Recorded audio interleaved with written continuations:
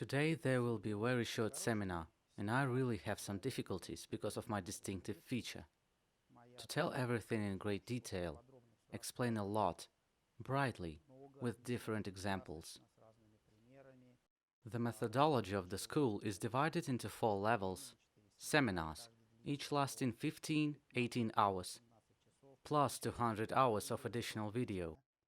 And today I have to have time to tell something, short in an hour and a half, plus tomorrow we will have an hour and a half lesson, as we agreed. Such a mini seminar where there should be a minimum of unnecessary information, a minimum of theory. There will be almost no philosophy, although personally I'm bored without it. 3 basic exercises to begin with. Frankly speaking, without any self-irony and any jokes, I am proud to be teaching these very methods, because they really teach us some new things. A lot of people talk about consciousness, about the state of here and now, about living in the moment. And there is no sense, because how can you do it?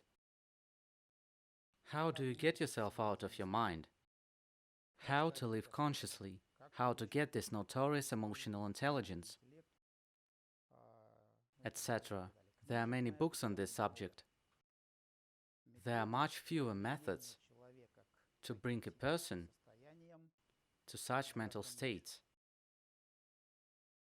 There are even less understandable methods which are not described in some esoteric, mystical language, but clearly outlined and sorted out. After that, we already understand that in general, work with psyche is the same as with the body. Here is gymnastics for body, there is the same gymnastics for psyche. The number of such methods is even smaller. And finally, on the way to climbing in these states, there are many different pitfalls.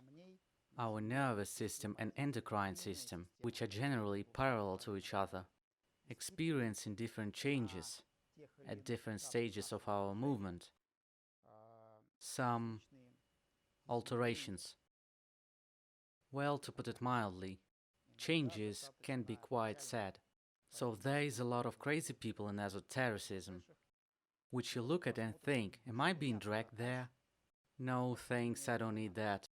And so, controlling your nervous system and endocrine system at different stages of the way is a great art. And here are good techniques, and there are dangerous techniques. I think that our method is quite universal. At least because it's not a new system, but a very ancient system that came to us from Asia. So it's a time-tested system. All those who didn't study properly or didn't understand something died and didn't leave recommendations on how to study. Thank God. Those who left recommendations are alive. So I guess you can trust them. For example, sometimes a person is in a trance state. Sometimes there may be periods of exaltation or meditations, but what? We have never seen religious fanatics who stir up their psyche and then cut everyone. Sometimes there's a period of aggression. Sometimes depressive states may be in some meditative schools. So the practice of working with the psyche is very serious. And here is my last thought, which I started to reveal. Our method is interesting because these mental transformations have long been known, and there are correct algorithms and techniques to compensate these states. If there is aggression, then you need to do this kind of exercise. If there is a low state of mind, of psyche, presence of consciousness, this should be done, etc. There is such a concept as sympathetic and parasympathetic function of the nervous system and, let's say, the normal operation of the endocrine system. And here is our task, our idea, our key points which we will begin to study today. They are said to bring themselves with a perfect balance of sympathy and parasympathy, endocrine system, all conscious of its functions, to bring ourselves to a normal working state when the psyche is active, when we are full of energy, when we have health, tone, when we are not in confusion, right? And fuss, under influence and pressure of our own negative emotions, fears, anxiety. I guess that must be worth a lot of effort.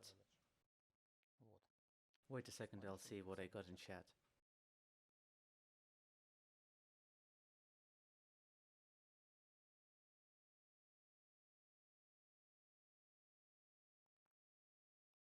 Who is there in the chat? I will ask you to help those people who are late and asking some questions with the connection. Or I will be distracted, losing thought and time. We don't have a lot of time. I mean, we're talking about advice to refresh, reboot, etc. Someone may have a fifth or sixth minute of broadcast. Well, it's just because they are late.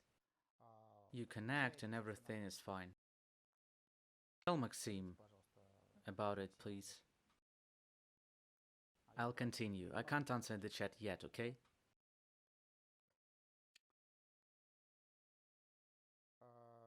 So,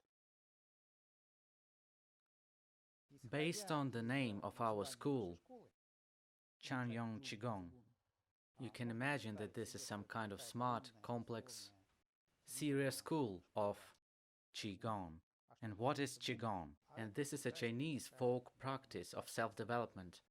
I don't like to use this word because, for example, by yoga people understand a variety of things. For some people it's just gymnastics, for some people it's some meditative techniques, for some people it's religious prayer techniques, etc.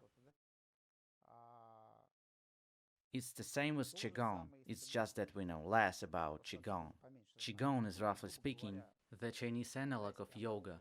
And yet there are so many kinds of Qigong schools, and all of them are different. For some it's just physical exercise. In another place you read that Qigong is a breathing techniques. For some it's fighting style, etc. If we go online and start googling what Qigong is, then a normal person will immediately reject the information that they get from Qigong, because it's just terrible esoteric nonsense. Energy, Qi, magic prana, and other mystics, other exotic things. It's much more simple.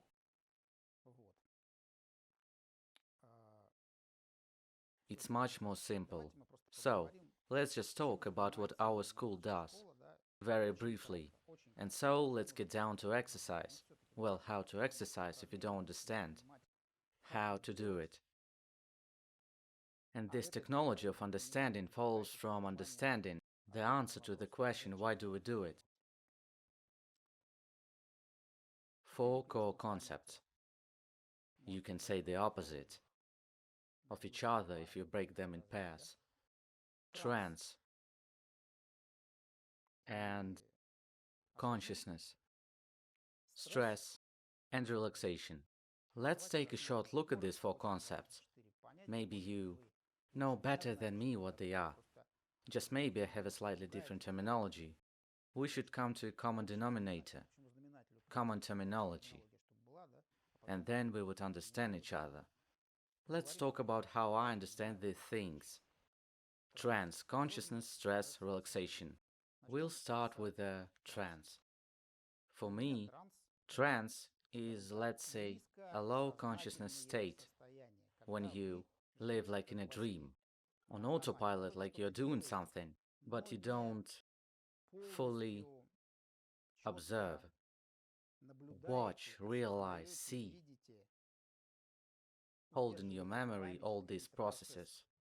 A simple example, a man goes out, let's say, from home to work, and after 20 steps he, for instance, begins to think, have I locked the door? I forgot. Goes back, looks, oops, door closed. And he did it without remembering, without seeing.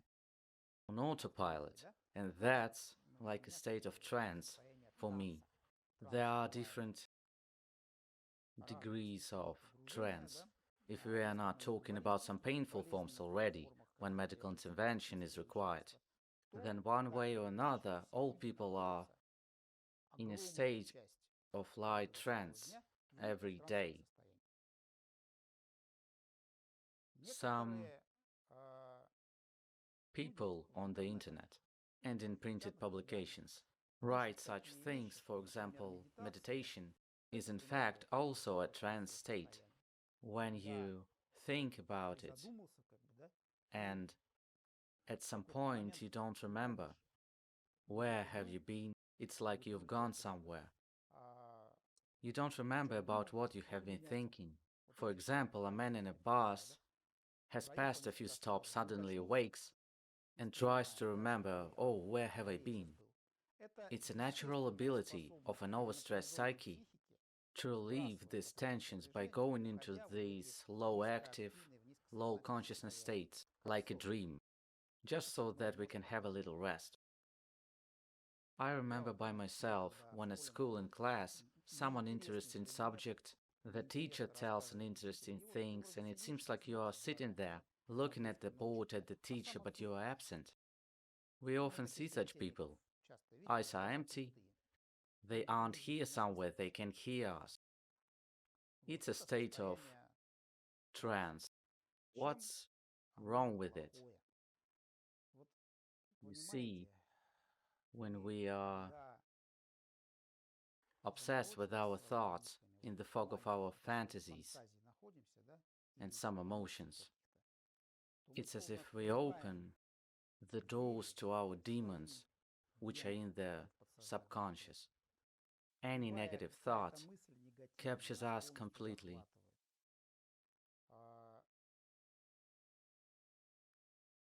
What we don't like around us, we quickly find some negative assessment of it, like everything is bad. That man looked at us wrong.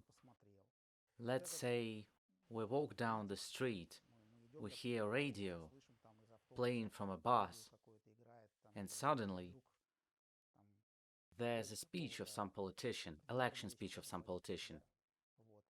We react to it approximately, I'm tired of this chatter. We react with some spontaneous automatic anger. And this is our subconscious. It starts to control us. By that I mean that we are not the winners and masters of our psyche, but rather it has to become our master, controlling us. Gradually we fall under the pressure of his emanation. Psyche, subconscious, emanates various emotions, and they take over us. Sometimes they are good emotions, of course, but often, when life is wrong with our ideals, it's not what we want it to be all the time. Porsche Cayenne is still not bought, and if he has, he already wants a new version, or this one has already become bad, and the fixers charge a lot of money to change some trinket. All of this we don't like. The person with whom we live speaks wrong, says wrong, doesn't understand us. Bosses are bad, the work itself is not interesting, and because of this critical mind, the general background is becoming more and more negative, capturing us. We are not free from it. If we talk about some creativity and not about psycho-emotional background and dependence on it, then there is also an interesting thing. There are people who are free from templates, creative. And there are those who are also under influence, pressure of some attitudes from childhood. Once they did something wrong, they were punished, and now it's some unconscious fear that sits inside, controls us. And why do we have to be like this? On autopilot, we used to think like this. We are not free of templates. In general, when we are in low active, low consciousness states, in this fog, in this abstraction, then neither creativity nor normal emotional background, we are left with suffering. Nerves begin to control us. If nerves begin to rule, then health is done, because to a huge number of diseases, any doctor will say, this is nerves, psychosomatics, nerves, etc. Because chemistry and hormones are starting to change, and so on. For example, you may have heard about irritable bowel syndrome. Almost any doctor will say that one of the main problems is not even an improper diet, and maybe not even incorrect daily routine, but rather nerves. Fears, phobias, hyperactivity that develops after that. Just one of the examples that came to mind first. If the gastrointestinal motor does not work properly, then food from one department to another comes in untimely, which points to problem with the entire GIT, esophagus, stomach, large, small intestine, rectum, and so on. So, as I said, food from one department to another comes in untimely. For example, food hasn't yet been digested in one department and spasm is already pushing it into the other department. As a result, the necessary nutrients, iron, iodine, won't be assimilated. All kind of stuff, and then some time passes, a year, 2, 3, and the person completely sick. There's no energy, no immunity, because his JT is ruined by his nerves. There's everything fermenting in it. All this food poisons the internal organs. As a result, the internal organs have some endocrine functions and enzymatic functions, worsening their endocrine and exocrine functions. It's already a mess. Therefore, we go to doctors, they can't do anything because it's a general distraction of the body. Again, the smooth muscles are tense from stress. They squeeze the veins. Blood can't reach certain parts of the body and important organs through the veins. As a result, nutrition is disturbed. Blood, oxygen, nutrients, our functions and organs are disturbed. The body is completely destroyed, leading to insomnia, then nervous diseases, heart attacks, strokes, diabetes, and to death. What's wrong with trance? It would seem, what's wrong while living dreams? And that's nonsense. Life passes by. There's nothing that we can do. It's just that we are always in our emotions. Our health is ruined. Our conscious mental abilities are also ruined. What's your emotional intelligence? That's a very trendy word right now. When a man tries to get a job in good companies, it's not his diploma that is being hired, but his real professional abilities. There are a lot of professionals to choose from, so it's very important to know for them how to communicate, work, join in, interact. This is determined by his ability to communicate, emotional intelligence. He is a man who is in a trance, who is a slave to his emotions. Tell him any kind of remark or joke about him or something else. It will be clear what kind of reaction he will have. I'm in pain, you jerks. Anything can happen. A person who controls himself has a huge advantage in this regard. Managing yourself gives you the opportunity to manage your life, trivial things. So basically, trance is bad. The antagonist of this state, I mean trance, of a low conscious state. The antagonist of this state is a conscious state, when we are present, which is often like here and now, Zen, presence in the moment. This is how we're calling it now. We lock the door, get the key, and we see it brightly. We are conscious, we feel it. We are aware of our thoughts. You can explain it to a person when he doesn't have low states, because when he does, the fog in which this person is prevents him from awakening, and most likely he won't understand you. When there's suddenly an awakening of a person and he realizes that before he just slept, so that everything wasn't real. Before that it seemed that everything is normal, usual state, and even if we are not some enlightened Zen masters, in any case that's something we're aware of, we still manage ourselves somehow, we still realize something. Imagine that it's just a little speck of dust that we realize, and there's also a huge universe, and when this awakening comes, you feel a real, super conscious state, a superhuman one. You see the whole universe in all its context, and I don't really want to metaphize and mystify. I don't want to talk this nonsense, but there are things that are difficult to explain, you need to experience them. And honestly, all famous teachers of different spiritual systems spoke sparsely something like, you need to believe for now and just try. With belief the size of at least a mustard seed, try to work on certain algorithms. After a while, other states will come. And this is gonna be great, impossible to put in words. But yes, you can come up with such classical phrases as to be in the moment, here and now, you have awakened, you are enlightened.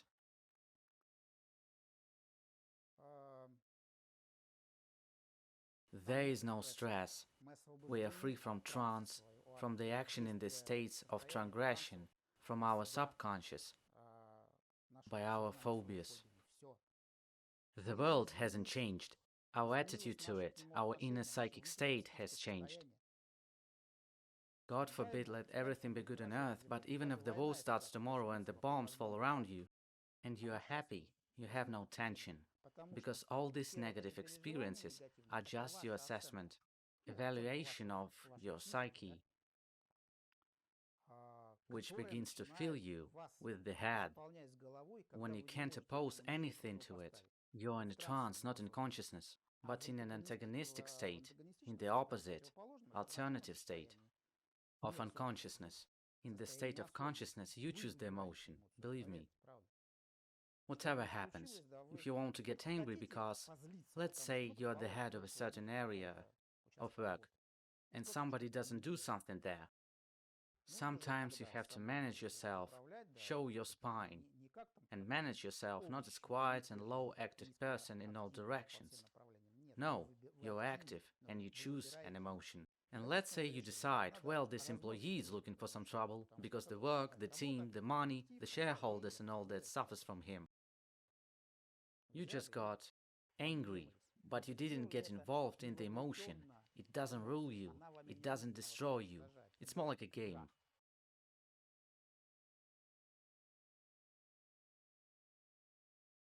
The process has passed, the process is over, now you are free to choose whatever you want to choose, any other emotion. Of course you choose, if you are not fools, happiness, joy and love. You can control yourself in a conscious state. You're gonna be the master of yourself, not your psyche. When you see it one day, you will never want to leave it again, more valuable than all money, all earthly goods. Because money, goods, anything, these are only tools for our happiness. So happiness itself is more fundamental. And if we learn how to create it in ourselves, without any relativity to external conditions, then we will be free. We will always be happy, joyful. It's wrong for some high society people to understand the ideas of spiritual practices, Buddhist, Christian, or something else, that this is some kind of an emotional state, some kind of peace, like a robot. Well, it's not true. It's wrong. Actually, this is simple self-control. For example, some man fall out of love with his wife. You know how they say you can't command a heart. I mean, it's an inability to manage with his love, his great. An excuse is kind of like you can't command a heart. Why can you command your hand and not your heart and your feelings? It's just a matter of training. Let's say a man fell in love with the girl next door and everyone suffers. His wife suffers, children suffer, two families collapse, although love is great. So, the idea of self-control is like a snap of a finger, and that's it. He fell out of love with his neighbor, clicked, ordered himself, and fell in love with his wife again. That's great. Managing your feelings. Everything else on earth is surrogates, just a replacement.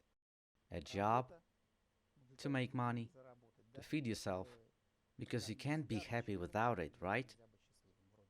Well, it can be a very interesting job, but if you look into it, what for? Almost always people are ruled by the ego, the desire to stand out in the team, which comes from some old tribal programs. That is to be useful to the tribe, to feel that you are doing some important, interesting work, and you are recognized in the team. And this is a cool feeling. But it's animal instincts, like sex, like food. We are not free, and we don't understand how everything around us is manipulating us in life, all around. Or you can be happy, calm, conscious, joyful, without relatively everything, without any reason, and perception of it is worth a lot. And the only thing left is to do everything else, live an active life, and not to go to any caves because it's crazy. To see this, but as a game. This is what I have to do to have money to eat. This is because I love this person so much, and so on. Not because of the state of stress, not because of some phobias, fears, not because someone needs it. Our bosses or parents or brothers, sisters, wives, husbands, children, but because of love. Love must lead us through life. It may seem trivial to someone and a little so simple, but if you think seriously, how many years have you lived on earth, and how many hours or minutes have you really been happy and in state of love?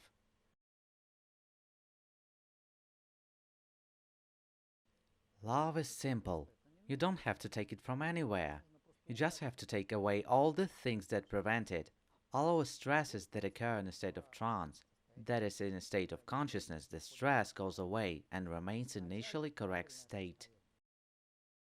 Joy, lightness, love, energy. Energy goes away when we are constantly stressed, tired, right? Mental fatigue is terrible in general. It's much more worse than a physical fatigue. An office worker on an unloved job who does something under the whiplash, afraid to do something wrong and afraid of some punishment, by the end of the evening feels obliterated. And the loader who just unloaded 2 wagons of cement comes home. Let's say if he lives righteously, not nervous, did not cheat on anyone, did not steal anything, honestly done his job, comes home cheerful, fresh and fun. Mental tension is much more terrible. And here stress and relaxation. These are the states when we are hyper-stressed, both physically and mentally, and just get used to it. We think that it's normal and it's impossible to change. So what should we do now? That's how everyone lives. Back to work tomorrow. It can be changed. The antagonist of stress is the state of relaxation.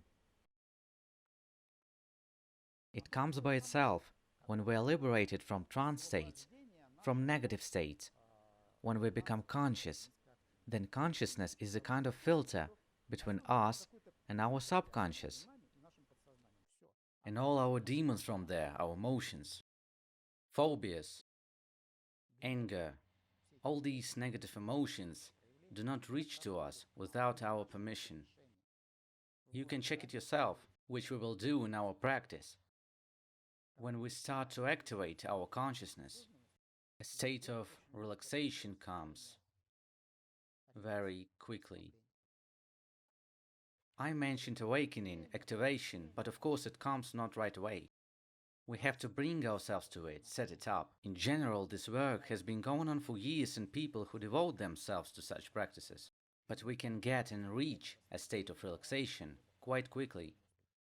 We divide these states into several stages and call them the Qigong state. Relaxation when the body is already relaxed, the psyche is more or less relaxed, but there are still some thoughts.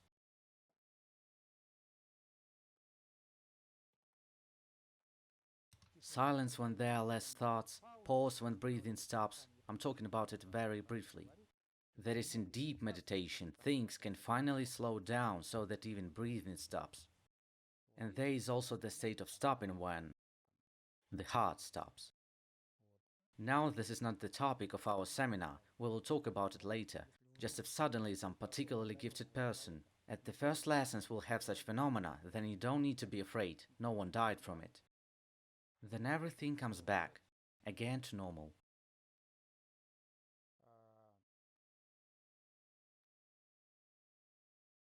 Now we need to talk about something else. How do we develop our consciousness? And again, what is it after all? As I mentioned earlier, it's an antagonistic state, alternative, opposite to the low conscious state, and we need it. It's our working tool. And by the way, now I will say one such thing, such a thesis, a motto: exercise are not important. Different schools are not important. All big, real great schools that are existing and all the exercises in the world are aimed at one thing: to summon this state. If the state of superperceptions, superconscious comes, no more exercise will be needed. You just need to learn how to maintain these states and live in them. All these methods that don't cause these states are fake. For example, you can call me categorical if you want, that I criticize others, but it's really not true. It's delusional. It's misunderstanding of people no matter what rating or fame in the world a guru or author has. But if it's some hatha yoga, it doesn't lead you to activation, it's just physical gymnastics. It's a deception. This physical gymnastics, hatha yoga, has never been in the world. It appeared 50, 60 years ago, just because the West accepted it. How is skiing or swimming different from hatha yoga? On the impact in the development of our consciousness? No difference.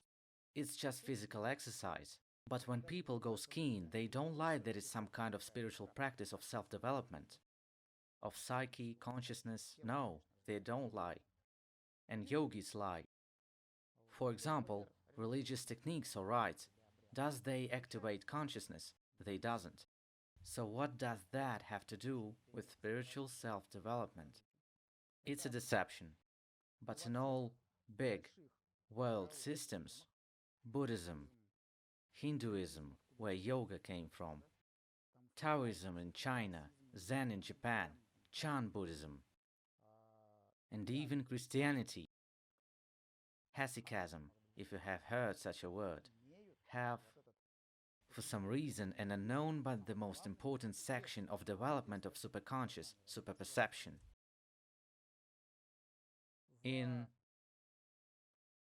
Sanskrit, Hinduism and Buddhism, it was called dhyana, which literally translates as observation. In the Chinese version of Buddhism, Chan Buddhism, Chan, the main method, translates to literally observation. When monks from Japan came to study with famous Chinese teachers, masters of Zen, Chan, they learned, got some skills, states, algorithms, and came back to Japan. The teaching of Chan Buddhism, in the interpretation, in the version of Japanese teachers, began to be called Zen. Someone can ask, which is cooler, Chan or Zen? What's the difference? The point is there is none. Zen is the Japanese version of Chan, with some modifications and all kinds of stuff, of course. But again, the main point is that Zen translates from Japanese as observation. And even in Christianity, I'll try to say it once and I'll try to not repeat it again, because I want this seminar to be for normal people, not for schizoterics. For example, I consider myself almost an atheist. What is Christianity? For me, for example, Christianity is the great teaching about consciousness, about transformation of our psyche and activation, metaphorically speaking. Jesus Christ called this the state of the kingdom of heaven. It comes by itself, because it's not a geographical place where we'll be transferred after death if we will be buried in the right way by the right priests. And this is an internal mental state, it's within us. That's what Jesus Christ said. And when his disciples asked him, how do we summon this state? Jesus Christ told his famous parable about the gatekeeper. Now I will tell it and try not to talk about spiritual and religious topics anymore. We will talk about success, business, sex, money, and so on. If you do not believe me, you can open any of the 4 canonical Gospels and find the parable of the gatekeeper when Jesus Christ tells it to his disciples. Imagine this. The true master of the house has gone on a long journey, and before leaving he asked, ordered, the gatekeeper, a person that opens and closes the door, to be very vigilant, to watch everything that happens in the house. Nothing more, just to watch. To be vivacious, to watch. The servant's work to watch which guest enters and leaves, ordered and left. One day, the gatekeeper got lazy, lost his energy and fell asleep. Gradually, everything in the house began to decay. The servants began to work much worse, got lazy, became inefficient. Uninvited people began to come in more often. Thieves who stole something. In general, the house fell into decay. And that's why, I'm quoting that, Jesus Christ said, so what I told, you should tell everyone. Be vigilant. Be awake. In my opinion, this is absolutely clearly outlined and stated in the practice of self-development of all great systems. It's said in Hinduism, Buddhism, Chan, Zen, you name it. Consciousness, observation, presence, vivacity. An alternative to this state, it's sleep, numbness, loss of vitality and activity, fell asleep, trance. And gradually, the whole organism, the whole psyche falls into decay. All function undisturbed, in the end destruction comes. What is the true master? The true master is the proper integration of our mental functions. We are now controlled by our mind, our subconscious. The mind with its thoughts, assessments, ideas, which are based on emotional negative basis, phobias, fears, no matter what, or on excitement, or on good emotions, in any case, they control us. Our beliefs are our involvement. We don't control them. As I said earlier, we cannot force ourselves to love or dislike someone.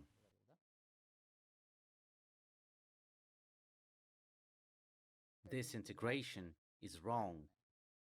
The mind and subconscious. At the top, we are at the bottom.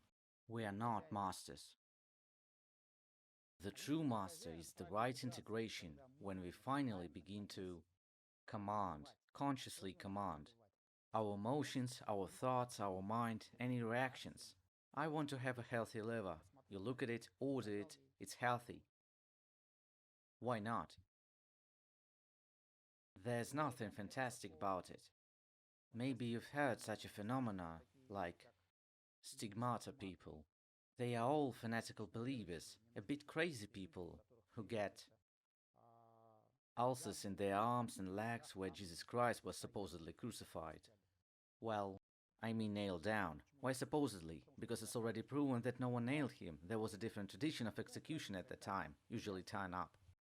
What I'm saying is that command goes from psyche to body, of a person who has a stirred up psyche almost to schizoid, because there is a concept of psychosomatics. There are very intense changes from the psyche to the body, because if your psyche is active enough, then you can destroy yourself if you are negative, and vice versa. With a single command, you can keep yourself in a good health. Tone, happiness, joy. That was the idea of all spiritual practices. Not blindly following everything, for whatever reason, or praying to great psychotherapists by banging your forehead on the floor, which once were the first ideas brought into our lives, that is, Jesus Christ, Gautama Buddha, Lao Tzu, the sixth patriarch of Chan Huainan, the first patriarch Bodhidharma, and many others. These techniques and ideas were created to control ourselves. What did Jesus Christ offer? What did Buddha and everyone else offer? Chan, Zen, Hesychasm, which is translated from Greek as Christian practice, described by Christ. Observation. We are talking about that we need to raise our consciousness, to pull ourselves out of the trance. I guess you are listening to me, and you're a little bit like that. That's a light state of trance. The psyche gets tired, it's not ready. With certain training, the psyche's ability to be aware grows. Finally, it breaks out of the trance one day and we wake up. How do we train it? How do we develop it? You know, what you train is what you develop. For example, if we need to train a biceps, arm muscle, we take a weight or dumbbell and start to pump a muscle. We strain it, pump it, load it, and it develops. It's the same with conscious, we just have to find that function. Here we have a muscle, it needs to be loaded with effort, and here is the mental function, not a muscle, whose work is to observe, to realize, because the consciousness is what realizes, registers, observes. The mind with subconsciousness thinks, generates different images, ideas, estimates. And consciousness is that which sees it all, observes, registers. For example, can you imagine a yellow banana? Do it no matter how, even for a split second. Now imagine a dog. Now imagine a fish floating in the river. At least somehow you used the mind to imagine all of these images. It generates ideas, images, thoughts, etc. And what you use to see this in yourself is called consciousness. You have realized, observed, seen these images, and this is the consciousness through which you see it. To put it crudely, a locator. The plane flies, the locator sees, so the locator sees everything that happens. Consciousness as a locator is a registration tool. Plus complex interactions between mind and consciousness that we don't need to know about yet. It operates with new information that we see through consciousness, and as a result, the mind is not blind. Consciousness is like the eyes of our mind, his organ. If we are not conscious, what can we think about? The mind has no eyes, it works blindly, within a fog. When we are awake, when we are superconscious, and fully aware of our mind, everything that happens in it, it starts to control itself. It's just incredible, unique. People like that have been called sages in all cultures. In Hesychasm, the holy elders are called insightful. In Hinduism and Buddhism, they are called enlightened, and so on. It means a lot. It's impossible to understand it till the end. It can be experienced and felt. By controlling yourself, gradually practicing, bringing yourself to this state. And how do you do it? You switch on the consciousness. And what does it do? It's observing. Through this function, through observation, we gradually improve our observing, registering conscious abilities. I often think about our practice. That is so good because it's very versatile and formalized. We are not a religious system. We are not an ideological system. We essentially don't care where our disciples go, because where we go is our personal business. But in any case, sports, business, or even religion, even if someone religious, because I had disciples who were monks, including Buddhist and Christian. In any matter, we need consciousness, mental advantage, in order to better solve some cases. Thanks to our practices, the athlete is able to recover faster because he is relaxed. Because recovery happens in relaxation. I had an apprentice, a boxer. He started to achieve very good results in sport. He said that he was more relaxed in the ring. He said that he entered the flow. And earlier he was stressed, nervous, clenched. It happens in any case. Designers come up with creative ideas. You need less sleep to recover, because there is a lot of energy. You are not stressed. I will try to say this word one last time because I don't want to go into esoteric. The enlightened don't need to sleep at all. We only sleep because we need to rest somehow. We are overstretched. Like in an anecdote, if we don't get tired, we don't strain. Because when we learned it, we are in this state all the time.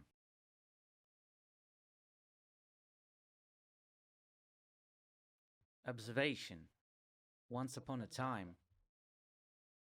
about 50 or 60 years ago, when the Western alternative dogmas on this theme have been safely forgotten, as the same hesychasm, though there is a known Reverend Seraphim of Sarov, saint as it's considered in Christianity, and Sergius of Radonezh. Similarly, there were many enlightened who reached high levels. For example, Catholic. In general, it's a common Christian theme, but forgotten for some reason. The East became fashionable and popular. India, China, and when masters from India began to come to America, some masters from India began to come to the West. For example, the Beatles loved some Maharishi. Elena Blavatsky brought Krishnamurti. So I was saying that when masters began to come and explain these techniques, Chan, Zen, they tried to ask, how do you call it? And so they pulled the Catholic monastic term meditation from the depth of Middle Ages, which from Latin translates as thinking. Medieval Catholic monks assumed that it's possible to cognize God if concentrate, think about Him without distracting. What we do has nothing to do with it. What is hesychasm, Buddhism, all others do. We do observation. That's the mind, and that's the consciousness. We are in the mind now, in this trance, in the subconscious, and we say that we need to develop an alternative function, consciousness. And so we need to develop it through observation. Let's drop the thinking. We don't care about it. It's a completely wrong idea of self-development to learn how to manage your thoughts through working with the mind. That is, pushing away your thoughts or poisoning yourself with some hallucinogenic fungi or taking LSD or something. It's all quackery. Our task is to work with conscious. When it activates, everything will happen on its own. I'll give you an advice. If some thoughts come up during these practices, it's okay. We continue to mind our own business, with our gatekeeper on, observing and realizing. Thoughts come and go. We don't modify them in any way. Emotions come and go. There are no good or bad emotions. We have watched them. We have looked at them. They've gone and we keep doing our things. The task is only to maintain consciousness. One way or another, for some reason, it's the word meditation that has been attached to these practices. We also say that we are meditating now, but by this we usually mean Chan Zen, observation, consciousness, presence. Through constant concentration, observation of an object. Nowadays, by meditation, people mean a lot of things. Visualizations, that is mind work, distracted attention, light trance states. It's wrong. It's right to develop your consciousness through observation, and that's it. This is the secret of all great masters. The other question is that all their exercises were different. All systems were different. Our system is different because it came out of specific Taoist Chinese shamanic practices, where it was popular to pick an object for observation, and we need to observe for thousands of years of different experiments. Different zones of our own body were chosen, and then some interesting algorithms were invented. Why? Let us put aside the very process of observation, which is global, fundamental, inexhaustible, and all my previous words were devoted to explain this. So we need to become conscious. We need to train our consciousness wisely. It has nothing to do with gymnastics, with food, with something else. Let's say it has to do, indirectly. A sound mind in a sound body, if we do physical training, if we do quality regime of the day and diet, then it will help us to keep ourselves in good condition of spirit, and it's an additional tool, but not the main one. No food, no diet, no practice, let's say asana or any other technique of working with the body. No regime of the day, no religion, no rites will lead to the activation of consciousness, to awakening, to superhuman interest in things, without directly meditation and observation work, and vice versa. There have been cases when a person has been so neglected, it's just wrong, but nevertheless, he has been meditating, practicing, studying, and he got the results. Why should we get fat, suffer from heart attacks, die before time because we haven't yet received enlightenment but have already died? This is all wrong, so of course we have to support the body. Normal yogis do this hatha yoga 3-4 times a week for 15-20 minutes. The rest of the time they meditate. Normal representatives of hesychasm ran off to church on Saturday and Sunday because they need to, they are Christian after all. Stood at the service, the rite of Eucharist, absolution of sins. There is a certain sense in that too. An ancient psychotherapy, freeing yourself from the feeling of guilt and accumulated tension, but then comes back to his monastic cell and already engaged in meditation. This is the main method. So let's put meditation aside and talk about our interesting method, about body areas, about nervous and endocrine systems. Here's how it turned out. Pretty interesting. Our body has a bunch of different endocrine functions that regulate metabolism, our glands, some organs, certain nerve centers. For example, let's say you opened an acupuncture Chinese or Indian atlas. There are channels, meridians, energy points, zones, some dots, energy centers. If you affect them in a certain way, with needles, fingers, with acupuncture, acupressure, and so on, you can control your metabolic processes. I have a friend which told me a story about acupuncture.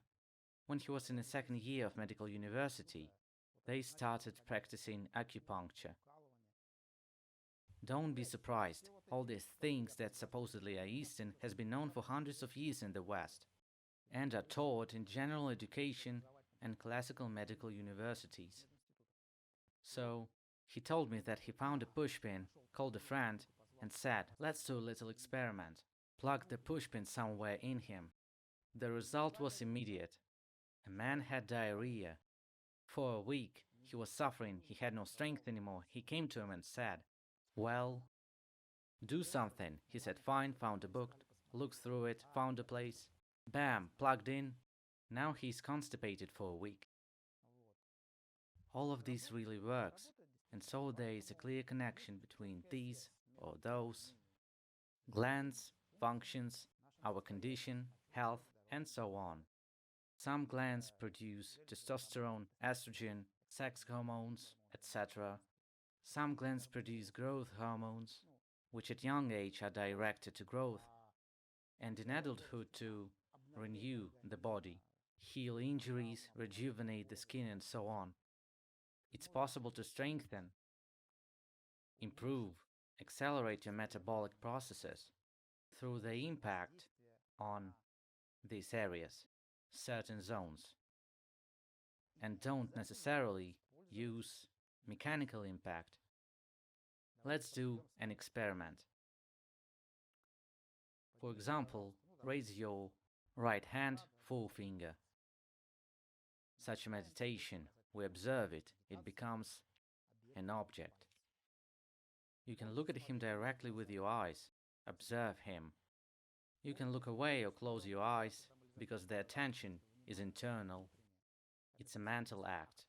It's not necessary to look at it, to feel, to observe, to concentrate your attention.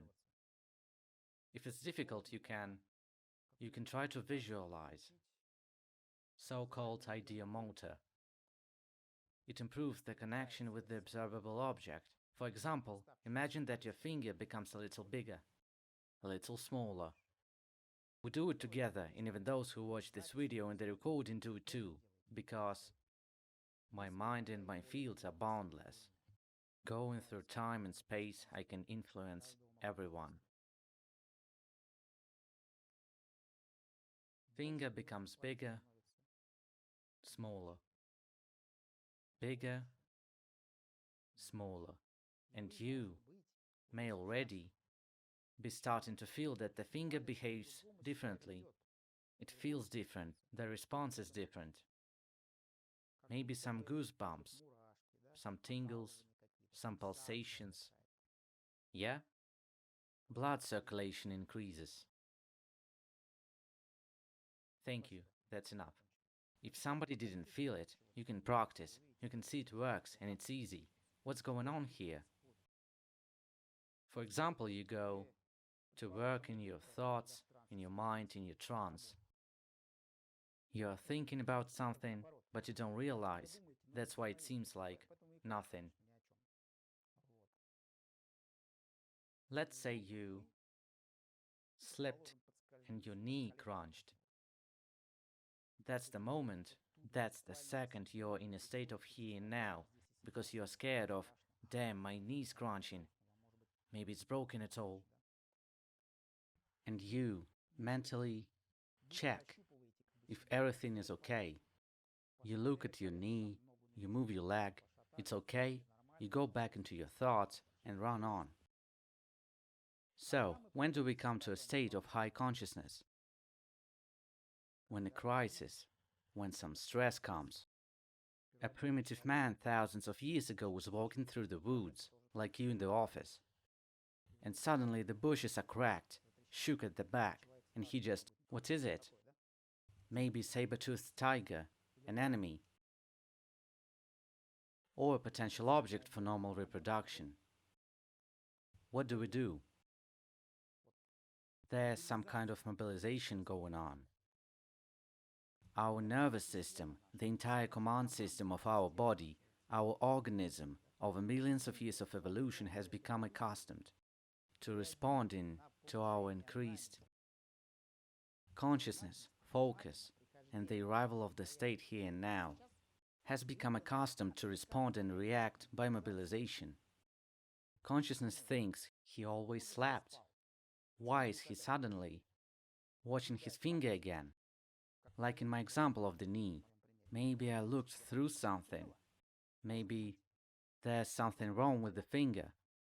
And the nervous system obediently thinking that there may be something wrong with the finger, directing more red blood cells, white blood cells, nutrients, oxygen to improve this function, the work of this organ. This is the secret of how meditation works on certain areas of our body and how it can improve the work of different areas. There's something wrong with the liver, so we observe it. Everything happens by itself. Maybe you've heard of a word, homeostasis, and you know that our body is unique. It's self-healing, and if it wasn't, we'd be dead 2 weeks after we were born. How many pairs of shoes we have worn out? They erased, and we threw them away, and we have got only one pair of feet for life. How many hundreds or thousands of kilometers we have walked on this earth? Old skin is erased, new skin is growing, everything is recovering. They say that in 7 years there isn't a single old cell in a human body, not even one. There is a proverb, if you treat the flu, it passes in 7 days. If you don't, then in a week. It's not the pills. It's just the objective ability of the body to heal itself. The pills only helps to live until the time, until the immunity recognizes the disease, produces antibodies, and they kill different viruses and bacteria. It takes the immune system about 2 days to understand what is happening. Approximately another 2 days or so, it starts to produce antibodies that will protect us. Then they start to destroy our viruses and bacteria, and then 2 days or so it recovers.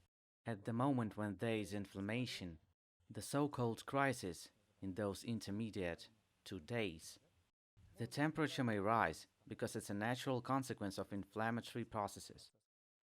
The body temperature rises to kill germs. The organism is arranged in this way. It goes along the line of the simplest, minimal resistance. I don't know what I have, but I do know that if I raise my body temperature to 41, 42 degrees, the germs will die. That's what the body thinks, and it starts its job. Unfortunately, at the temperature of 41, 42 degrees, we're going to die. It's for this purpose we need various antipyretic pills that help us to survive this crisis. And if you give the body an opportunity to heal, then it will cure itself. We have a huge laboratory of all medicines and everything that we need within us. If we scratch the skin, it will grow back after a while. The blood stops and the skin grows back. There's a sore in the eye, it washes away with tears. A huge number of diseases pass by themselves, especially if we stop interfering our bodies with the stresses. Thanks to consciousness and practice, we are in a relaxed state. As a result, we don't poison the body. As I said in the beginning, I said how stress ruins your body and your health. If it doesn't interfere with your body, it's unique. We don't need doctors, we don't need pills. The body is arranged so as to heal itself, cope with everything. It's enough to be relaxed and bring your attention to the body. We show the nervous system what to work with. Here's the finger, here's the liver. It's just that we have become more attentive to the body. And the nervous system, its command departments are beginning to see better, to see the body, to see what's going on there. Some light pain signals or inflammatory processes that you haven't seen before, because these were very faint signals. You're not so sick, but much more stressful when you, for example, are getting a divorce, or when your child is sick, or something else. And with these signals and stresses, you create obstacles in your locator, your consciousness, and this locator doesn't see the quiet signal of your diseases. And so if you're relaxed, the consciousness becomes accessible to more isolated corners of our organism and psyche, and deep self-recovery takes place. I will continue with what I started, and this how I will finish this part of our conversation, the management of our metabolic processes. I'll try to fit in next 15, 18 and a half minutes. I will quickly tell you, we will learn the exercise, and at this point we will finish today, take a break, and tomorrow there will be no philosophy or theory. We will learn 2 more exercises, 3 main exercises with which you can live for a very long time. Then exacerbation will come. Then contact me for money.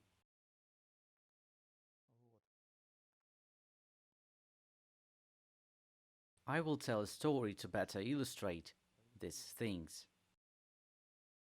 When I was in school, in the 9th or 10th grade, we had self-management days, and I was given the guidance of the 5th or 6th grade, so I was their curator. We communicated well with them, we were friends, and we had such a game. So I grew up in Siberia, born and raised. We had huge snow drifts. In general, the game was called the King of the Mountain. It's usually played when a lot of snow falls. You can even say snow dunes. We play the game by all for themselves, or by teams. In general, we climb to the top, and we need to throw away all the others. Whoever stays there won. I was small and skinny then, though agile and athletic. So there was a situation when we decided to play this game. When I was in school, in 9th grade, I was 162 centimeters tall and weighed 58 kilograms. By the way, I joined the army about the same size.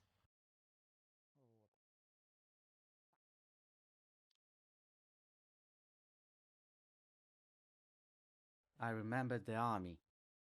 Had to hook up conscious so as not to worry. So, I was the first to run up the hill, and the 5th class rushes at me. Husky guys. At that age, even in the 6th, 7th classes, they are big guys, 170, 150 centimeters. Some weighing more, someone has been practicing sambo for a long time. In general, 15 people rushes at me, and I, a small and skinny 9th grader, stood there alone, which is half the size of almost all of them. My classmates came out to see what's going on, and I am so ashamed, now in front of all my friends and girls. Embarrassed, I'm surrounded by these 5th graders, and they called for help parallel class. And here they rushed at me.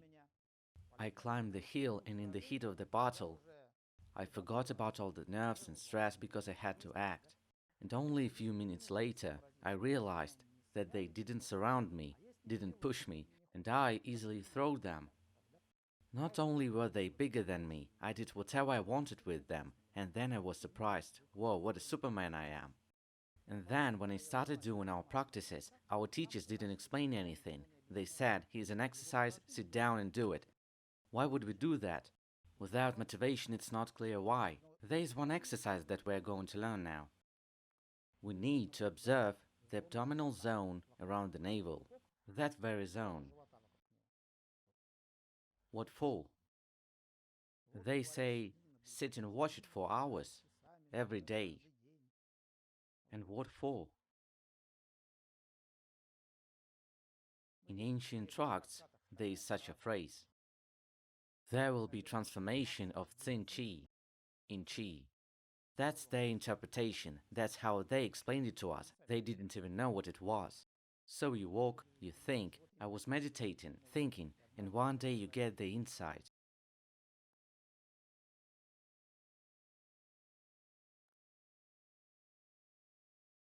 That's how our human life, our system, works.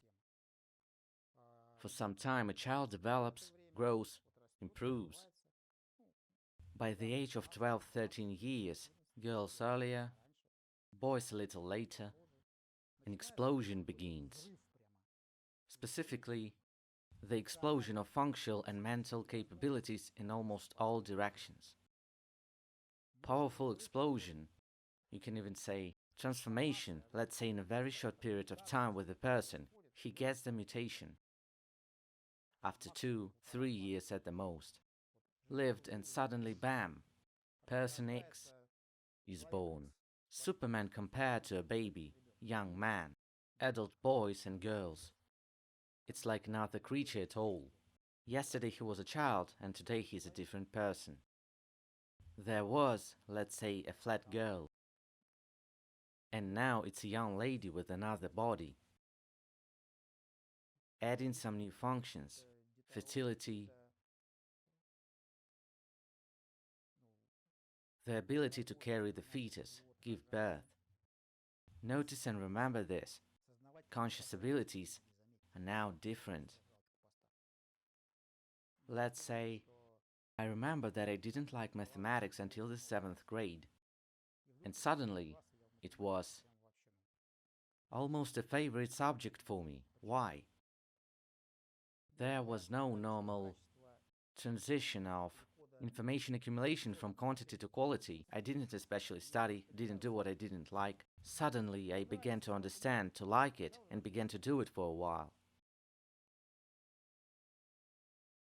Thinking has changed.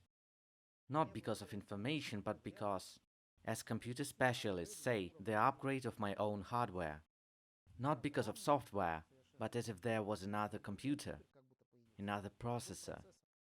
There's something about me that switched on. We became stronger. That's why these 3 years of difference between me and these 5th graders played an important role, despite the fact that they were bigger. But I have different muscles, ligaments, motor skills. We can even say that even then I was an adult, not even a teenager anymore, but a young man. Compared to these children, it doesn't matter if they do sambo or karate. We are adults now. And this super evolution, super mutation, happens, as you guessed, during transition age. And then again, after 18, 19 years of age, there is a smooth development. And after 50, 60 years of age, there is a smooth fading. The further, the faster. At that time, various ancient masters and practitioners were wondering what this hypertransition, this hypermutation is connected with at that point of time. And they call this connection sexual energy, Ting Chi. It's a literal translation from Chinese. Sex, qi, sexual energy, physical, chemical energy of our body. Our hormones, testosterone, estrogen. At that time there was an explosion. Hypersexuality of the time. And that provided the foundation for the construction. We are chemical creatures. Our bodies are being built by chemical reactions. And this as if the explosion took all the functionality of all agents of these reactions. Atomic explosion. Took all the hormones, all the substances to another level, as if another creature had appeared. It's sad when this is all over. And if we, after solving this riddle, we will learn how to make use of it, we can make another similar explosion, become a super being in relation to an adult, in some particular function, as much as an adult being in relation to a child. Ancient masters of Qigong practices understood the Qi as some energy, some fuel, some resource that everything can have. Zin Qi, sexual Qi, and when just Qi, it's about a resource, about power, about the quality of our psyche. From this set of functions of our psyche, we are interested in the specifically conscious functions, which are very important. And here is an interesting point. When you start to observe the lower dantian, then after some time, maybe 3-6 months, for each person it comes in a different way, depending on their state of health, diligence, consistency in practice. Some people sooner, some later, some in few months, some in 5 years. That's a transmutation. And then suddenly, as in a transitional age, hypersexuality, some metabolic disorder may occur because of such rapid reaction strongly affected. Remember acne, blackheads on the face, bad breath, smell from the body, especially of teenagers. It can also start. I've had it, I went through it by myself, so I confirm. When all the processes harmonize, it goes away. But there is another transition. Qin Qi, chemical energy as in the kettle, so even drawn in the ancient Taoist practices. On the fire is a kettle, and it boils all kinds of things. For example, elixir of immortality. These are our metabolic processes. The fire here is the increase of temperature, the blood circulation in the areas of our body. There are glands, adrenals, ovaries, and other things that produce these hormones. When we place our attention there, like in a finger, we increase blood circulation there, stimulate all these processes. As we know by chemistry, even if the temperature rises by only 1 degree, the speed of chemical reactions can increase by tens of thousands of times. Accordingly, metabolic processes, hormones, sexuality, tonus, chemical energy. Many people who engage in these practices then waste it in sex, aggression, ambition. It's your energy. Spend it wherever you want. I have a lot of businessmen students who use this fuel for working, recovering, but in general, ideally, as we remember that Jin Qi is transformed into Qi, we remember what changes can happen. If you keep doing it further, don't waste your energy on sex for 15 times a day and limit it to 3-5 times. If you don't go off the rails in terms of aggression, constant swearing, scandals, and this can also happen because, like teenagers, the overall level of sexuality increases, then it could go to another level. To compensate these things, we have other exercises, don't worry. So if we transform and sublimate this energy in a certain way, then we will develop other higher nervous and mental functions, conscious. Then Qi is transformed into Qi. One day I was sitting, once again in meditation. It has been 3 or 4 months since the beginning of my practice. Sitting, watching and going like, No, no, I am not sleeping. Again and again, and suddenly, at some point, this famous awakening happened. After which I realized that the internet and all the books lie when they say that meditation is some kind of intermediate state between sleep and awakening. No, this is a superconscious state, not some scattered state, not flying away somewhere. This is really an awakening, as if I had slept all my life before, compared to a new feeling. Just like bam, all sympathy tuned up, the body activated, I began to feel every cell of my body, began to realize all my thoughts, everything that happens in the house. There was no reaction, I controlled it. Let's say earlier, you're in meditation, the door slams and you flinch. Just because we are slaves of our stresses and reactions to any signal. And now, even a bomb can explode. By the way, there was such a case in our gangster 90s. I was living on the 6th floor, and there was a garbage can outside, and some fool threw a grenade in it. Or some powerful explosive, because the sound of explosion was all over the block. And I was doing an exercise that we will learn tomorrow. It's called a big tree. Standing meditation for development of meditation activity for development of sympathy. It's wrong to do it while lying down. Nobody is doing like that. It's very harmful, because you fall into trance, everybody doing it while sitting. But to develop the quality of your meditation, because remember that there is a parasympathetic function responsible for calmness and inhibition. And there is a sympathetic function of nervous system responsible for activity. And if the balance is slanted towards parasympathetic passivity, then meditations will be sleepy. To be in active states, more sympathetic, there are interests in meditation in complex poses. For example, standing poses. And here I stood during this meditation, hands like this, to make life a little harder for myself. And there's the explosion. Bam! I realized only then that nothing happened. Not even one muscle twitched. There was purity and silence as it remained. At some point it will come. These insights can be different, remembering the direction we have looked at, the meditation as such, which we have put aside. I said that it has been dealt with. It's fundamental. And now let's talk about how our meditation differs from all the others. About working with metabolic processes when we meditate on our zones. And now, we are interested in enabling perception.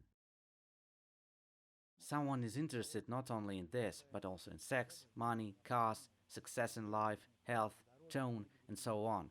But for this, you need to be awakened. You need to be successful here, Zinchi.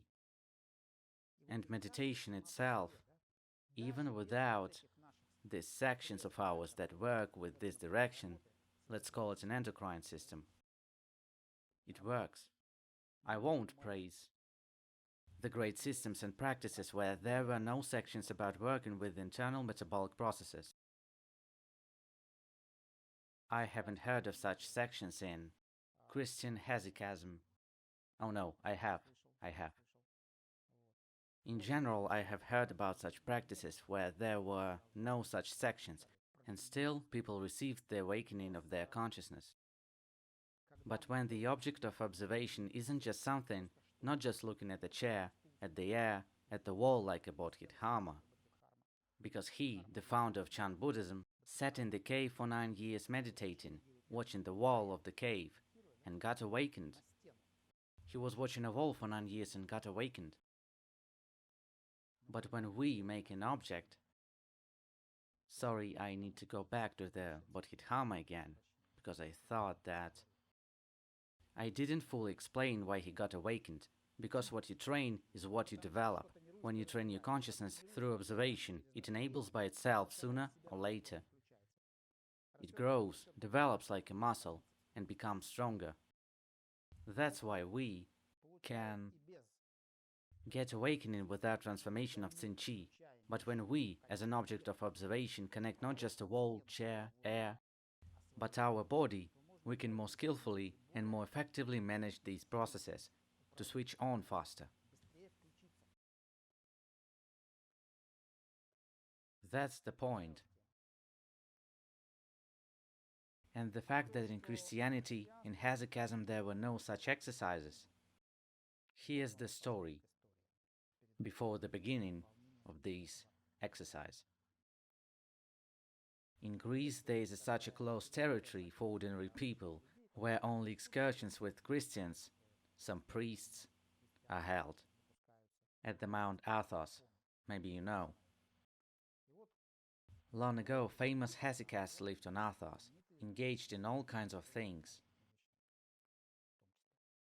In one of the monasteries of Athos, or is it one? I don't remember exactly. In general, in the monastery of Athos, at that time the abbot was Gregory Palamas. Later he would be considered a saint and would be called a reverend. But then there was a scandal. Monk Balaam escaped from this monastery. Balaam of Calabria. That was his name. For some reason, he wrote a report not to Patriarch of all Rus or to Constantinople. He was Orthodox after all. Perhaps he was quite disappointed and wrote to Catholics, to Vatican. He wrote, "What a nightmare! Instead of prayers and rites, candles and everything else, Gregory Palamas and his senior students teach us some heretical stuff. They teach us to watch, to observe the navel, to look for fire there. I will tell you about this exercise. They teach us how to distinguish the descending ribbons on the back, on the stomach. This exercise is called Heavenly Circle. Tomorrow we will learn it. And Gregory Palamas said to us that if we watch our navel, our soul will develop. And then he criticized it in such a way that he even came up with a nickname for the hesychasts of Athos, navel gazers. Or in Greek, omphaloscopoi, where scopo is the soul, omphalos, navel, center. Why navel gazes?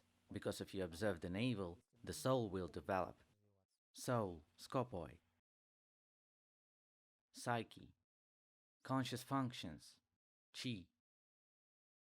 Tsin chi transforming into chi.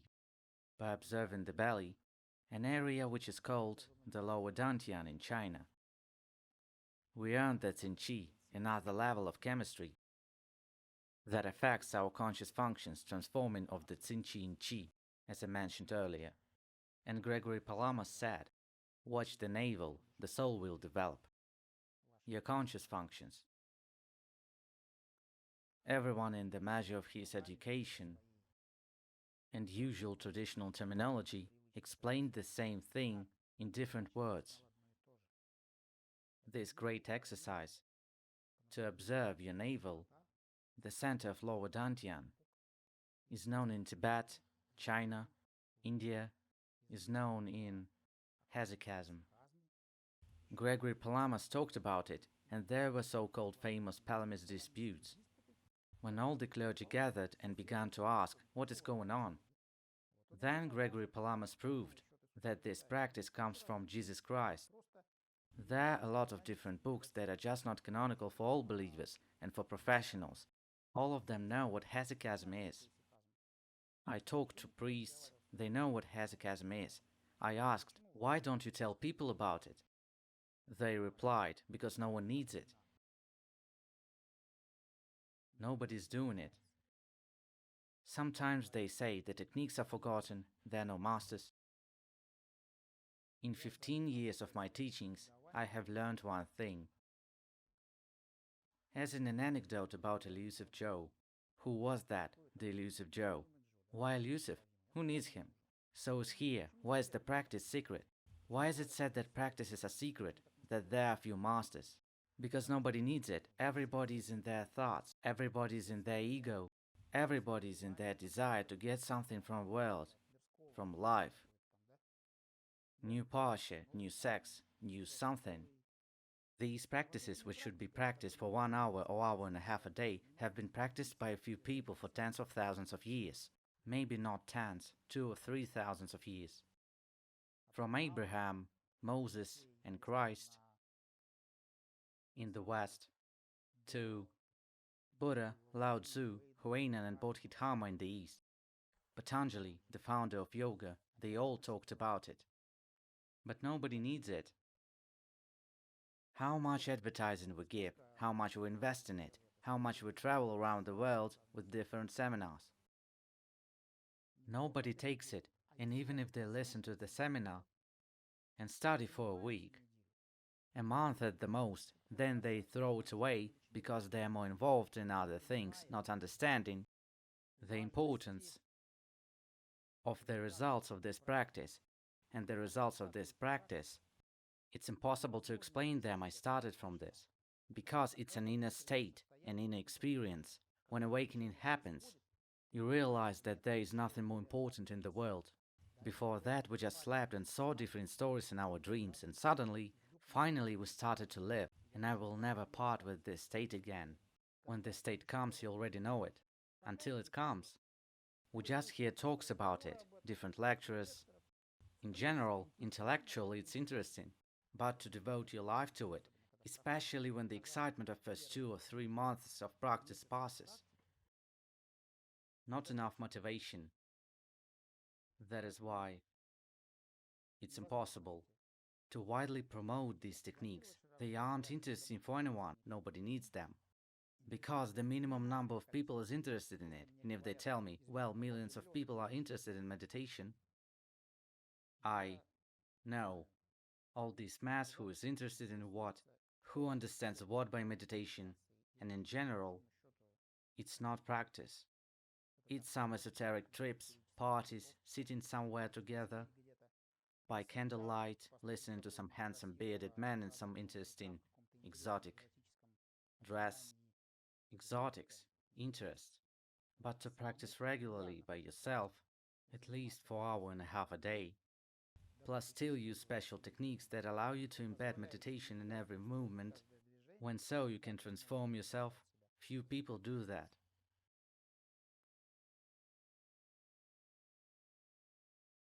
Anyone can breathe for 10 minutes a day, but do something more serious? No. So, sad topic. Why did I bring it up? About what? The priest told me that nobody wants it. The show that we do with these liturgies, services, at least somehow people are gathered around us. Let them just go to our temple, listen to some thoughts, maybe something will come up to them, maybe something will help. And hesychasm is for few. In Christianity itself, you can count the hesychasts in 2 or 3 thousand years on your fingers. 500 people in 2000 years. Maybe I am motivating you so much, pushing up the value of these practices. Maybe the ego that we will get rid of later, but at some stage it can be a good motivation. I want to do spiritual development to become cooler than everyone else. And you don't realize that the point of spiritual development is to get rid of the idea of becoming cooler. But for now, this wrong idea can make us start doing things. If I say it right away, drop everything. It's all just vanity. But who will listen to me? So, the exercise that Reverend Gregory Palamas knew, which was promoted by Lao Tzu, Professor Nishi from Japan. Everyone in Tibet knows it. There is such a modification of this exercise called Tamo, and we have this exercise called Yang Qigong. From Chinese, literally can be translated as Yang, relatively Yin, something higher. Qi is our resource, Gong, masterwork, art. That is, Yang Qigong is the art of transforming your resource into a higher form. modes in chi, consciousness, awakening, sexuality, money. I used to be quite different. Now, I have been doing Yan Qigong for a month and I have new car and everything else. How do we do this exercise? For comfort, we use our hands. Attention is easier to lead where the hands' palms are. Concentration won't be so strong, and we don't need strong concentration. There are two rules for proper meditation. First rule. From Chinese, it's classically translated as I think it's there, I think it's not there. We don't need to concentrate too much, we need relaxation. Because remember, stress, relaxation. We need relaxation. Very easily and gently. That is, we train the consciousness not as a biceps, loading it with 200 kilos. You can tear it up, just like here. It's important for a long, long time, a few years. Not so. If you concentrate harder, then by Friday you will be a Buddha.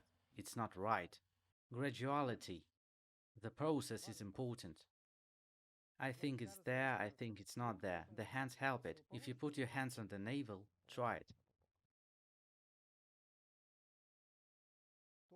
Then the attention will be somewhere there. Maybe one day you will feel, when you observe, the lower dantian area.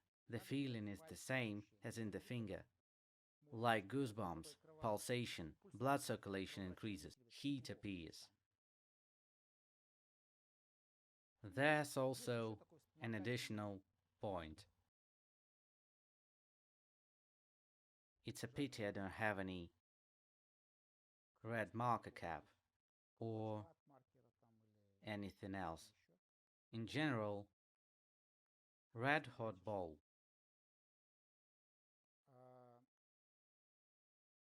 You should imagine something round, warm, and red in your stomach. These are three forms for different people's psychotypes. There are kinesthetics that are better adjusted to the feelings, sense them, focus on them. There are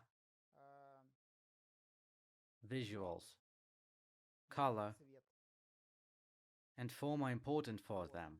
There is also a psychotype for which only form is important.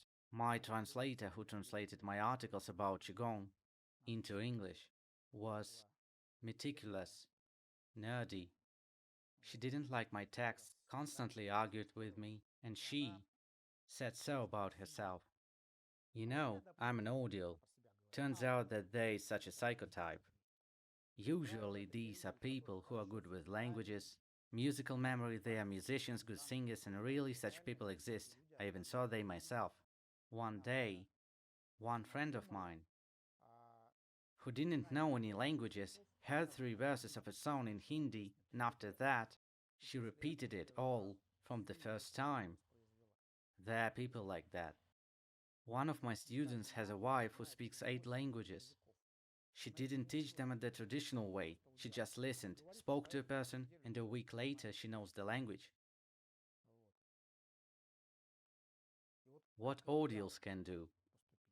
You need some kind of method, some kind of object to better bring your attention to the bottom of your stomach. So, the red hot ball for kinesthetics and visuals, and for audials she tried this method. So she said, I imagine that there is a fire burning and wood crackling, sitting and listening to the crackling of wood. In general, why not? It's everyone's business. Do as comfortable as you can do it. Why red? Because it attracts attention. Irritates. Has a good effect on the psyche. Activates it. Once I had a seminar and all the people came, someone in white, someone in grey, sitting in one mass. And among them was a woman in bright red dress. Of course, when I look at them, my eyes are chained to this woman in a bright red dress. It's very clear. Just as on a fishing trip, the lure shines and the fish bite, so was here, red color. Red hot ball. Same as the idea motor when I suggested you to feel your finger. Bigger, smaller. And so it feels better. The connection with the tension is better. Here is the same idea motor with the imaginary object. If you unsteadily observe, the consciousness doesn't concentrate without the object, then imagine, feel, create a center of crystallization of your attention. Imagine that somewhere in the stomach, inside, as Chinese say in the lower dantian, the field of pill, where now your kettle with the immortal elixir will boil, giving you a new transitional age, providing the possibility of mutation to make you superhuman. We imagine that there is a red hot ball. Remember the rules. The first one I think is there, I think it's not there. That is very easy and gentle. And the second one, once imagined, then forgotten. Do we remember? What functionality is responsible for visualization? Mind. But we need an alternative function, consciousness. If we constantly visualize and support this visualization, we will constantly support the hyperactivity of our mind, which we want to reduce relatively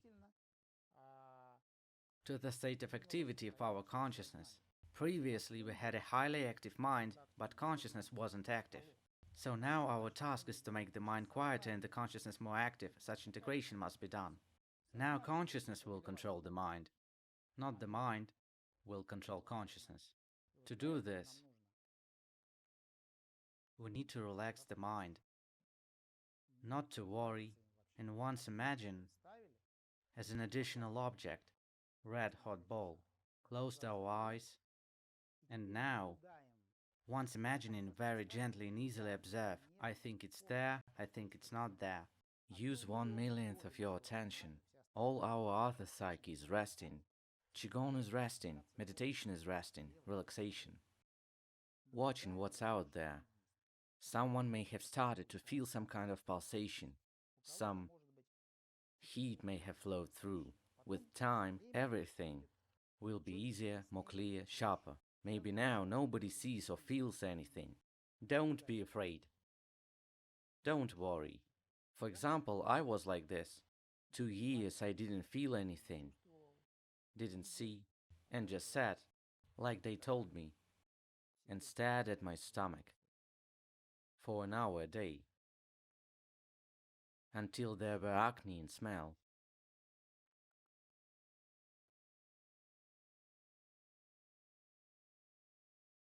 The task, very relaxed rest. A lot of thoughts may come to mind, and you will think that you are doing something wrong. I said that there will be calmness. It will come later. The processes are inert. You need to start slow. For example, you've never had physical training, obesity or dystrophy of some muscles. And so you come into the gym and they say to you, lift the 200 kilos bar. Tried it, didn't work out, got mad, left. Try to lift a 5 kilos bar and just keep doing it regularly. In a year, you will have different muscular abilities, so in this case as well. In a year, you will have different conscious abilities than now. You'll be surprised that in a year, you'll remember yourself today and think, oh my God, this is how it is. I was asleep, but that's what consciousness is. In 2 years, you'll be laughing at yourself again. No, the consciousness has only come now. What was before that was my ego. Turns out it still was some rubbish. And so on. The process is endless. Until we become some kind of enlightened creatures, there is no limit to improvement. Oh yes, our seminar is not for esotericists, but for normal, concrete, real, successful people. That is sex, cars, money, emotional intelligence, work. All of that is achievable as well.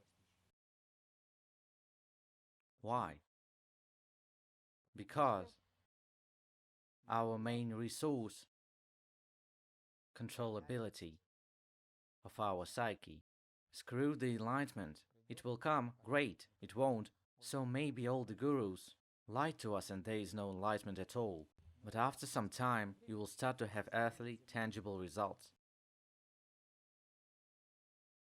Up to the time when you learn how to command yourself, it means a lot. Relaxation, controllability, good mood, unreasonable joy, not because we are fools, but because we know how to choose. Of course, if the choice is between happiness and suffering, a wise person chooses happiness. And the choice is made by activating consciousness. We close our eyes. Today we won't sit for long. Let's sit for 15 minutes. We will sit, we will observe. We'll do the exercise, you will listen to me, I will tell you what to do. At the end of the exercise, I will tell you how we finish it. Together, we will finish it correctly. Plus, there is the necessary special self-clap massage for safety, to bring ourselves back to the proper state for normal activity. Because at the beginning, we will fall into the light trance states. Only then Qin Qi will gradually accumulate, which will allow us to make the transition from Qin Qi to Qi, and this mysterious and enigmatic mutation, when we burst out and see that we haven't lived before. Two sections: observation by meditation for training consciousness, and the transformation of your inner chemistry through a specific meditation object, the lower dantian. This is one of the hundreds of exercises in our school. For the beginning, it's a very important basic exercise. Close your eyes, relax, slightly touch the palate with the tip of your tongue and hold it. Tomorrow, I'll tell you why we do it. Attention to the lower dantian, under your palms, somewhere in the depth of your stomach. Imagine that there is a red-hot ball in the lower dantian. Don't imagine it too brightly. Again, I think it's there, I think it's not there. At the level of the idea of something is there. For the beginning, if you want to help yourself with idea motor, imagine that this ball becomes a little bigger, a little smaller, a little bigger, a little smaller, a little bigger, a little smaller, bigger, smaller, bigger, smaller. We sit quietly, relaxed, no matter what happens, no matter what thoughts, no matter what states. The process of our training is important, the meaning of which in maintaining observation. In this exercise, the object of observation is the feeling in the stomach, just stomach. Attention is somewhere deep.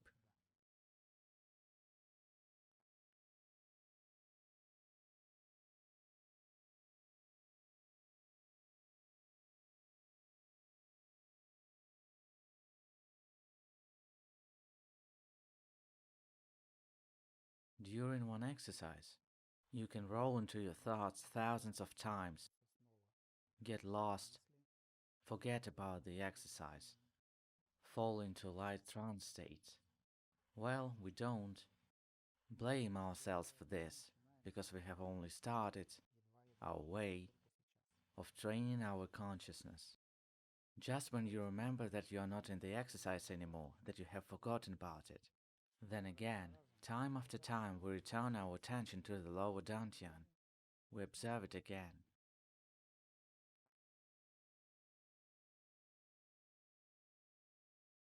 Very gently, easy, relaxed.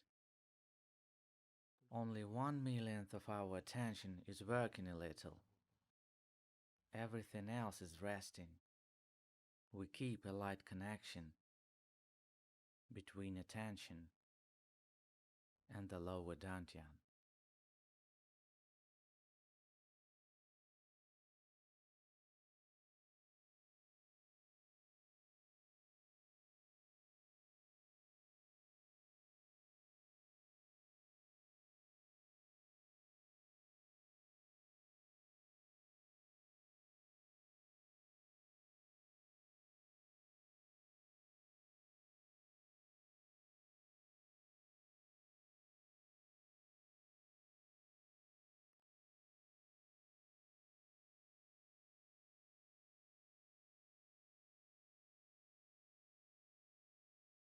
Since the psyche works in a slightly different mode that's still unfamiliar to it, so there may be unusual phenomena, there may be some visions, some unusual thoughts, some unusual sensations in the stomach, increased salivation, or tears. For the beginning, this is all normal. When you squeeze out a dirty sponge or a rag, all the dirt comes out of it. Then it all cleans up.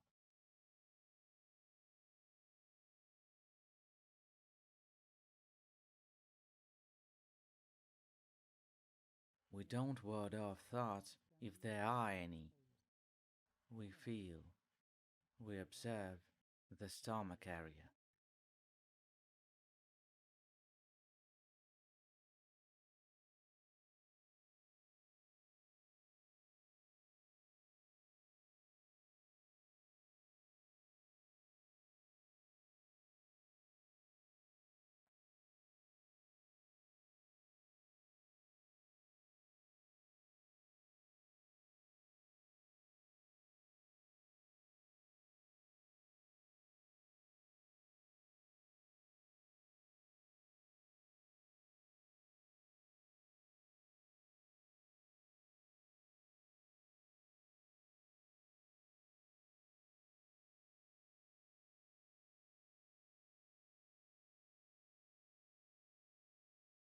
We don't try to evoke any unique states of presence, consciousness. All of them will come by themselves. Our task is to work on relaxation, because rest comes through light observation of the object.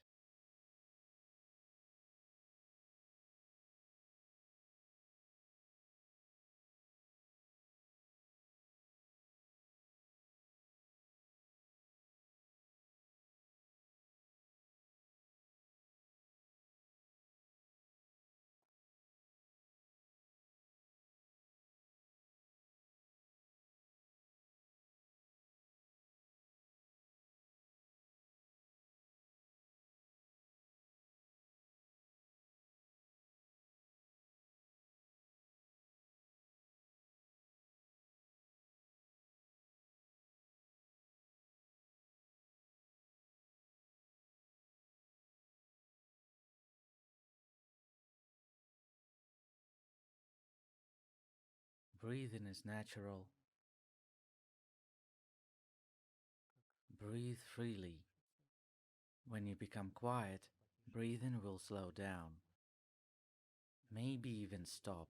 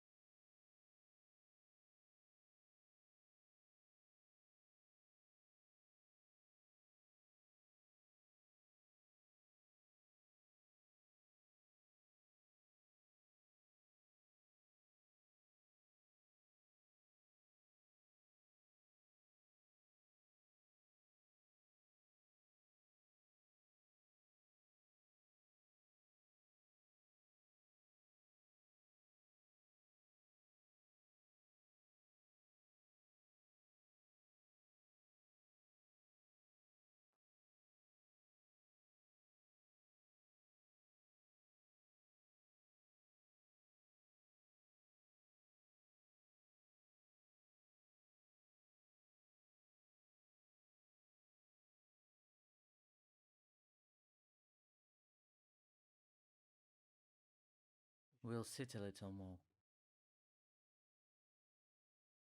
for 5 minutes. Relaxation, silence.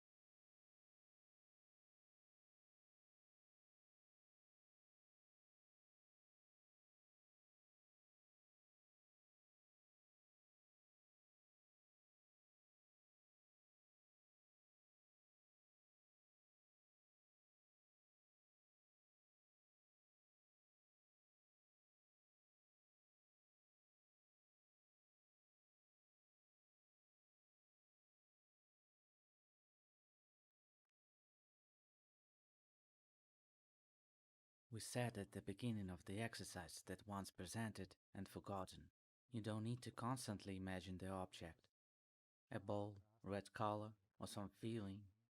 Just observe what's already there. And if there is nothing, so just observe the stomach. Let go of the image. Just attention to stomach and what is there. Maybe a green triangle, cold bobbed hedgehog, no matter what.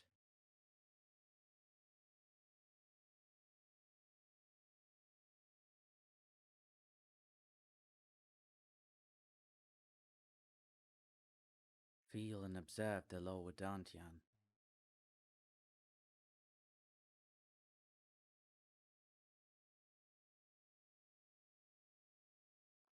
If the ball that you have imagined, you effortlessly see, visuals imagine it easier.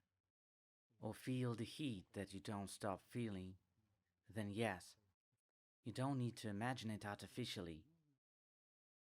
But if you have already received some object or feeling, then just sit and observe.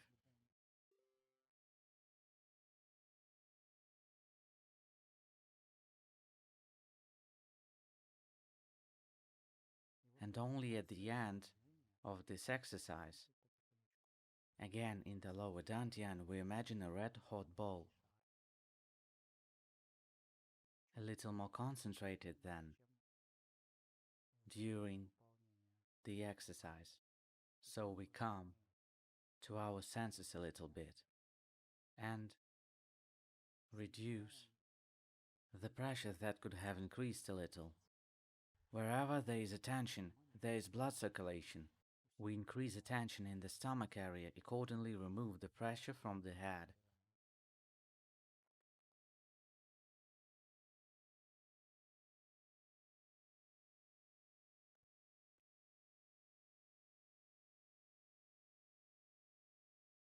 We imagined a red hot ball, and we start to compress it to the dot. It becomes smaller and smaller. Right in the end, we compress the ball to the dot, as if we packed our energy in the lower dantian, improved it, worked it out, and packed it. Such a game. Psychosomatic game. And smoothly finished the exercise. Usually, for the beginning, each of our meditation and exercises we do for 30 minutes. If less, then there won't be any sense. Many trainings are connected with our hormonal system, even if there is fitness or something else. The training should be 30 or 40 minutes because it's considered that during this time there is a normal response. Different hormones begin to produce. If you exercise more, let's say fitness, strength training, skiing or something else, you will begin to be very exhausted and training will no longer be effective. And with meditation is about the same. Until we have learned to relax, meditation and observation is a new serious load for the psyche. We haven't learned to relax. It's difficult to sit still. The body is still tense. And so it's necessary to exercise for 30 minutes. If more, then it will be harmful. If less, then there will be no sense. Afterwards, such rules become irrelevant when we learn how to relax. When we are in a very good present state, then we can sit like this for 5 days without getting up, conditionally speaking. 2, 3, 4 hours is already a pleasure for us. Just sitting and being happy, just sitting very quietly and relaxed.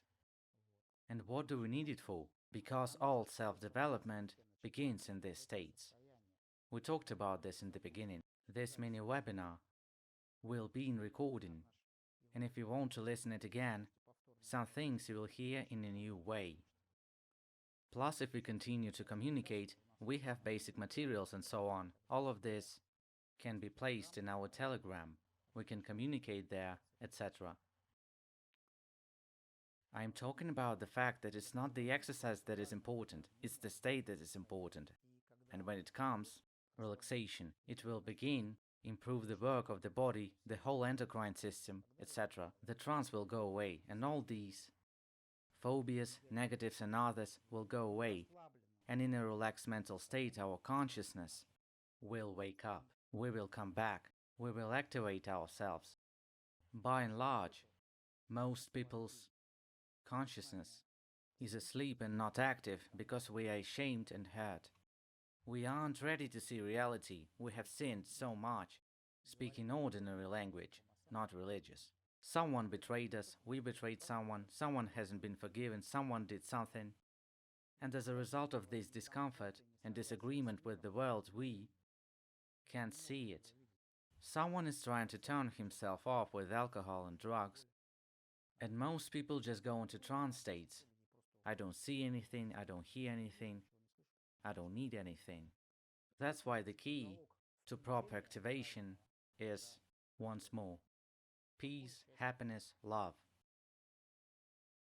To get rid of all the negative, to get rid of subconscious which rules us. This subconscious which controls us and not which we control. The usual subconscious shouldn't be removed, because this is the ocean from which the master can take anything. This is our universe, this is us. With the right integration, when we are already masters of this ocean, then yes. All these comes in a state of relaxation, and the longer we're in it, the better the effect can be. While we are tense, sorry for the repeats, but these are topics of mental safety, how to do it properly, and I can't cut this material. I have seen people who have gone crazy, not in our school, but who are just meditating. From overstrain, from being overconcentrated, from being under the power of the subconscious, because the psyche is overstretched, completely tired. Not only will it not be the master, it will become quite weak, dystrophic, broken. So you have to train carefully, according to certain rules. But when you are completely relaxed, everything is fully worked out, then yes, you can train for a long time. So how do we finish this exercise correctly? We clench the ball, and after that we have to do an anti-trance exercise to wake up again. Because who can boast now that he was sitting and was awakened, got enlightenment, and became a Buddha? Most normal people at first experience other conditions. It's necessary to turn back on their normal nervous system to balance its sympathy and parasympathy through self-massage. First we rub our palms, because they have a huge number of different biologically active nerve points. The right commands begin to arrive throughout the body. Oh, the master woke up. Then the face, gently and relaxed, as if washing it with something. The face has a lot of different muscles.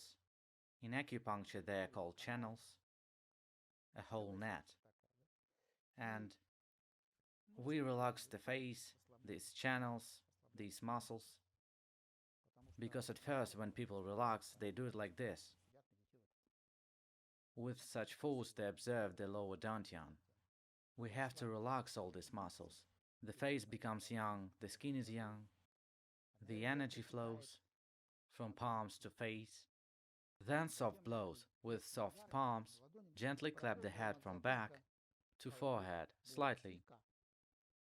Not like the Marines, which breaks bricks with their fists. We still need the head to develop the emotional intelligence. With the finger pads, comb your hair, thus massaging the scalp near the bulbs.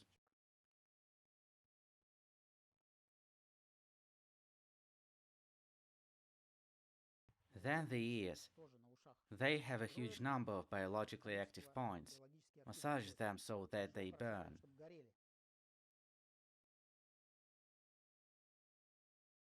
Now I won't do it for a long time to save our teaching time, but you can do it longer. And then we need to do a standing exercise, but I won't get up because my equipment's set up only for sitting work for now. We get up and start clapping all over our body. Neck, shoulders, hands, you can try it. In general, all of ourselves. The torso, back and front of legs, buttocks, small of the back. If you train with someone in pairs, you can clap each other's backs. Very useful. From bottom to top, gently, especially you don't have to clap each other strongly in the area of kidneys and spine. Just so you can feel it, relaxing and activating at the same time. Find this golden mean of impact strength. Clap from bottom to top. Who doesn't have a partner, even if you do? At the end it's useful to jump, shake the body, and here's how. I will try to explain it in words because I can't stand up and show you. Even if I get up, you will only see the middle part of the body. The legs won't be visible. In general, you stand on your toes and don't take them off of the floor, and a little like this. On your heels and do it like that. Bam. And so, we shake a little like this. On your toes and like this with your heels. Shaking well, relaxed. And that's it. After meditation, you return to normal, active state. When you will be clear, bright, relaxed, then these claps won't be needed anymore. But at first it's very important, and the beginning of many people lasts 5 years, 10 years. This practice which can be dedicated all your life. And some famous ascetics achieve success only after 20, 30, sometimes 50 years of their lives and practice. Maybe it's because they had a silly practice. We have powerful technique and it's faster. About 49 years. Are there any questions? I'm sorry, tomorrow I'll do the session faster. Today we're a little bit off the plan.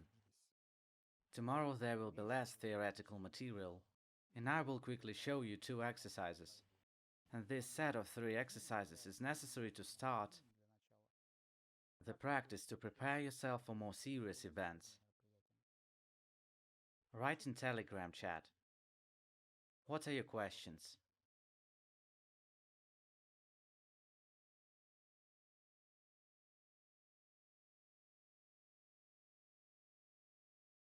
Is everything clear?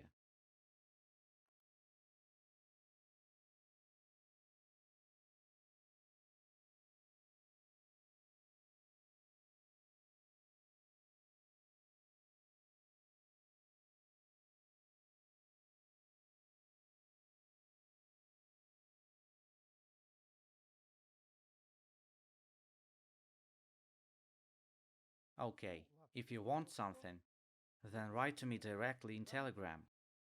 I am practically online 24 hours a day. So, I'll answer not in the broadcast, but in our channel on Telegram. I was glad of your interest and presence. Then tomorrow, at the agreed time, one more class. It will definitely be 1.5 hours.